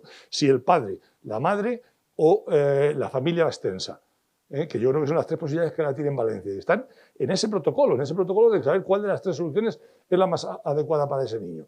Pero vale, dicho eso, si sabes que hay, y ya lo saben en Valencia, lo saben en Castilla-La Mancha y lo saben en Madrid, si sabes que hay una dinámica, ¿por qué no utilizas el medio más rápido de todos, que insisto, a mi juicio es el teléfono, para intentar buscar una solución compartida por todos los... En ese caso, pero eso me vale como regla general. Yo, mi gran pelea, aunque parezca mentira, con mis fiscales, con las comunicaciones con mis fiscales, es decirles que prescindan del papel y que utilicen el correo electrónico, que ya es un paso. Y si llegamos a utilizar no solamente el correo electrónico, sino también el teléfono, y cada vez que tenemos una duda o tenemos algo que resolver, pegamos una llamada telefónica o, como mucho, escribimos un correo electrónico, tendremos la respuesta mucho más inmediata y nos pondremos en contacto todo mucho más rápido. Será todo muy sencillo. Si es que ahora todo luego se puede documentar. Si tú mandas un correo electrónico, le imprimes del correo, imprimes el correo y lo pones en tu expediente si necesitas un sustrato documental. Eso es lo que yo a veces echo un poco de menos, que tenemos una dinámica, es verdad que de siglos, de burocracia, que nos paraliza mucho, mucho. Bueno, me parece que, un segundito, sí, para no perder lo que han debatido ahora, poder integrar dentro de esta colaboración necesaria a las asociaciones que trabajan directamente con la persona, porque son la fuente del conocimiento de la dinámica del ser humano, porque tienen experiencia en la acogida, las fórmulas legales se aterrizan, se ven cómo se pueden desarrollar. Me parece que María, cuando habla así, lo hace desde esa experiencia. Digo porque, lejos de ser un punto de escepticismo, ¿no?, por lo grande del problema, del desafío, creo que si tomamos conciencia, ¿no?, de cada aspecto que supone sumar en el avance, tú estás diciendo, María, sí, ¿no?, Eduardo está reclamando quitarnos el peso, ¿no?, de ciertos protocolos que ya no llegan. Si sumamos, este foro es una fuente de esperanza. Delante de un desafío grande tenemos personas que han tenido el ímpetu de movernos a todos, por lo tanto siempre partimos de ahí, ¿no?, de alguien que lo ve, que en el ámbito notarial ha sido Jorge, en el ámbito fiscal eres tú, cada uno de vosotros.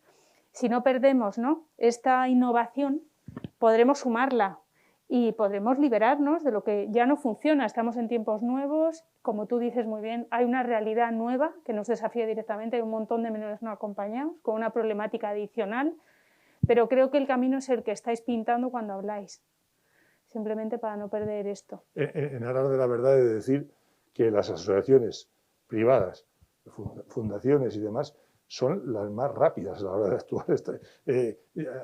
A mí, desde luego, me encanta porque me llaman por teléfono cada 2 por 3. En cuanto tienen el más mínimo problema, lo primero, luego si quieres te pongo un correo, o luego si quieres te mando, pero lo primero es que tengo el problema. Pues eso, se trata de agilizarlo todo, de favorecer las comunicaciones. Gracias, Eduardo. Había 2 preguntas. Estamos regular de tiempo y, por favor, muy sintéticamente, sí. Para María Antonia, para Eduardo y para todos en general, los ponentes. Podemos empezar ya con María Antonia estableciendo la figura de defensora del menor de la comunidad asturiana, porque además no sería voluntarista, como dice Eduardo, sería una figura legal, pero ya. Y arrancabas como ejemplo, no solo de lo tuyo, sino para todas las comunidades y para la Defensoría General. Bueno, todo lo que habéis dicho, la cooperación de las ONGs. Hombre, es que son más dinámicas porque estamos a pie de problemas y conocemos cada uno en nuestra parcela, conocemos datos muy reales. Y es por eso que el volcado a la figura del defensor del menor, volcado de nuestro trabajo de muchos años a pie de problemas, y a la vez luego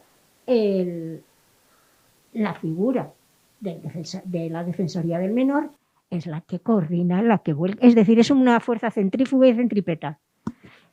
Gracias. Es que tengo que casi ser maleducada ahora ya, con el tiempo.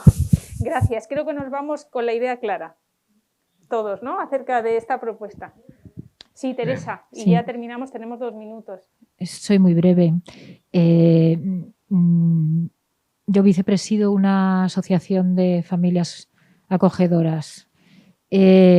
Solo quería haceros como un llamamiento desde una postura en la que ya bordea, en cierto modo podría bordear el escepticismo, porque le contaba antes a una persona, antes tomando café, yo estaba recordando ahora una conversación que tuve hace 20 años con 3 grandes expertos de la protección de infancia, Jorge Fernández del Valle, Pere Amorós, Joaquín de Paul, me falta uno, y Jesús Palacios, donde yo les oía decir que cómo era posible que llevaban 30 años trabajando en esto y estaban frente a los mismos problemas y eran los mismos problemas y no habían conseguido cambiar nada. Y yo les oía, hace 20 años les oía, y pensaba, qué escépticos, pobrecillos, han hecho mayores. Y yo me veo ahora, si no fuera por la pertenencia a una asociación de familias acogedoras, que estaría diciendo lo mismo, porque han pasado también 20 años desde aquella conversación que yo oí y la verdad es que las cosas no han cambiado.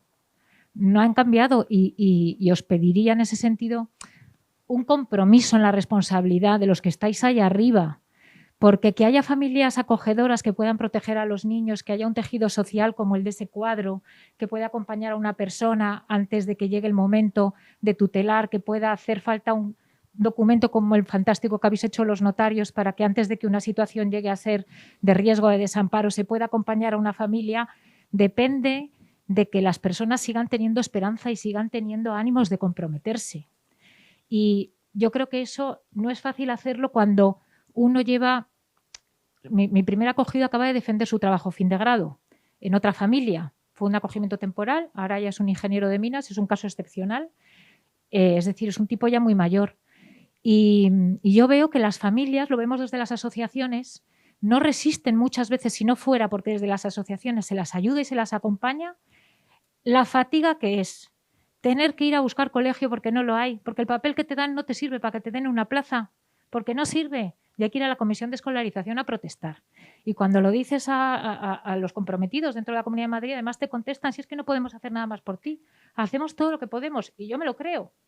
O tienes que ir todos los años a pedir la subvención de ayuda al acogedor, que son 2.500 euros al año, y te toca ir todos los años a decir, y hace 20 años que eres acogedor, pero si ya saben quiénes somos. Y hay una entidad arriba que tiene que cambiar esas cosas y no las cambia. Y tienes un niño apátrida y nadie hace nada porque es competencia de otro. Entonces, tenéis el compromiso de organizaros y de coordinaros por la responsabilidad que tenéis del bien de los niños y de las familias. Y pasan los años y eso no se produce. Yo estoy absolutamente agradecida a estas jornadas, que son un foro, creo que hay que hacerlas. Nosotros hacemos todas las que podemos, un congreso cada 2 años, vamos a todos, estamos todo el día y además no es nuestro trabajo. Es decir, nos escapamos del trabajo para hacer estas cosas, ¿no? Los que lo tenéis como trabajo os pedimos una responsabilidad. Nos ha llamado ya la atención Europa varias veces porque tenemos una altísima tasa de niños institucionalizados. Tenéis que coordinaros, no sé, nosotras no podemos hacer nada por esto, pero realmente es una urgencia social porque nosotros vemos que las familias se nos desmotivan porque son saltadoras de obstáculos, ¿no? Saltan obstáculos permanentemente y son unos campeones, somos unos campeones. ¿Por qué? Porque luego el tejido es tan bonito, eso que se ve ahí en ese cuadro es real. Las familias que se acercan a esta realidad son familias de oro, con una sensibilidad y un amor por lo real que es impresionante. Entonces, tenéis una gran responsabilidad de custodiar ese deseo esperanzado que ellos tienen sobre la realidad y no hacerlo desfallecer, ¿no? Perdonadme el atrevimiento, pero sí, no puedo resistirlo. No, te agradezco, Teresa, la intervención. Efectivamente, tenemos que aceptar, porque es un modo de no desfallecer, que la realidad tiene una estructura compleja que no está en manos de ninguno de los que estamos aquí. Aceptar que el tiempo de la historia del hombre no está en nuestras manos y solo podemos sumar y colaborar. Esta impotencia nos dará la fuerza para ponernos juntos y saber en qué lugar estamos, sin quitar nada de la urgencia y de la importancia de lo que dices, ni pretender reducirla, pero sí para colocarnos, porque quienes están en la responsabilidad global, digamos, ven otros aspectos que no es tan sencillo, digamos, obviar para poder llegar a todos. Entonces, hace falta que el foro sea así de complejo, ¿no? Y de variado, para que podamos ir dando pasos. Con esta paciencia que te pido, Teresa, aun con el dolor que supone ver que se avanza despacio y que los intereses en juego son muy importantes. Creo que las personas que han participado hoy dan prueba de que el interés es personal y está dentro de la responsabilidad que se les pide por sus cargos. Y esto es algo que no teníamos. No podemos dar, por supuesto, tener personas de forma reiterada en cargos de responsabilidad que estén disponibles para hacer lo que hemos visto hoy. Entonces, creo que esto también es importante que nos lo llevemos puesto para continuar. Querías intervenir, María, pero yo no sé ni siquiera si Jorge me deja. Creo que tenemos que cerrar así. Si quieres luego en privado, sí, hablamos como somos poquitos. Gracias a todos, de verdad, por el esfuerzo y por el interés. Gracias a todos.